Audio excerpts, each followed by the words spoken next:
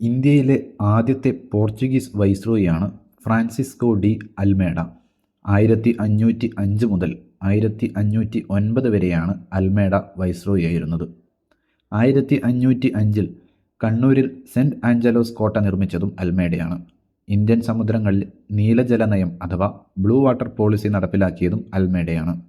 ശക്തമായ നാവികപ്പടയിലൂടെ സമുദ്രമേധാവിത്വം നേടിയെടുക്കുക എന്നതായിരുന്നു ബ്ലൂ വാട്ടർ പോളിസിയുടെ ഉദ്ദേശം. ഇന്ത്യയിലെ രണ്ടാമത്തെ പോർച്ചുഗീസ് വൈസ്രോയിയാണ് അൽബുക്കർക്ക്.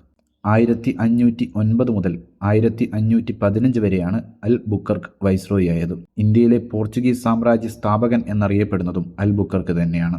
ബീജാപ്പൂർ സുൽത്താനിൽ നിന്നും ഗോവ പിടിച്ചെടുക്കാൻ നേതൃത്വം നൽകിയത് അൽബുക്കർക്കാണ്. കോഴിക്കോട് നഗരത്തെ ആക്രമിച്ച പോർച്ചുഗീസ് വൈസ്രോയിയും അൽബുക്കർക്ക് തന്നെ. 1513-ൽ സാമൂതിരിയുമായി അൽബുക്കർക്ക് സന്ധി ചെയ്തു. ഈ സന്ധി കണ്ണൂർ ഉടമ്പടി എന്നറിയപ്പെടുന്നു. ഇന്ത്യയിൽ മിശ്ര കോളനി സമ്പ്രദായം ആവിഷ്കരിച്ചതും അൽബുക്കർക്ക് വൈസ്രോയിയായിരുന്ന കാലഘട്ടത്തിലാണ്. പോർച്ചുഗീസുകാരും ഇന്ത്യയിലെ ജനങ്ങളും തമ്മിലുള്ള വിവാഹം പ്രോത്സാഹിപ്പിക്കുക എന്നതാണ് മിശ്ര കോളനി സമ്പ്രദായം അർത്ഥമാക്കുന്നത്. ഇന്ത്യയിലെ ഏറ്റവും ശക്തനായ പോർച്ചുഗീസ് വൈസ്രോയിയും അൽബുക്കർക്ക് തന്നെ. ഇന്ത്യയിലെ അവസാന പോർച്ചുഗീസ് വൈസ്രോയിയാണ് അന്റോണിയോ വാസിലോ ഇ സിൽവ.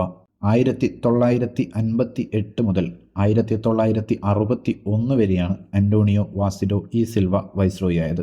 പോർച്ചുഗീസുകാരുടെ ഇന്ത്യയിലെ പ്രധാന കേന്ദ്രം ഗോവയാണ്. 463 വർഷം ഇന്ത്യയിൽ സാന്നിധ്യമുണ്ടായിരുന്ന പോർച്ചുഗീസ് 1960-ൽ സൈനിക നടപടിയായ ഓപ്പറേഷൻ വിജയിലൂടെയാണ് പുറത്തായത്.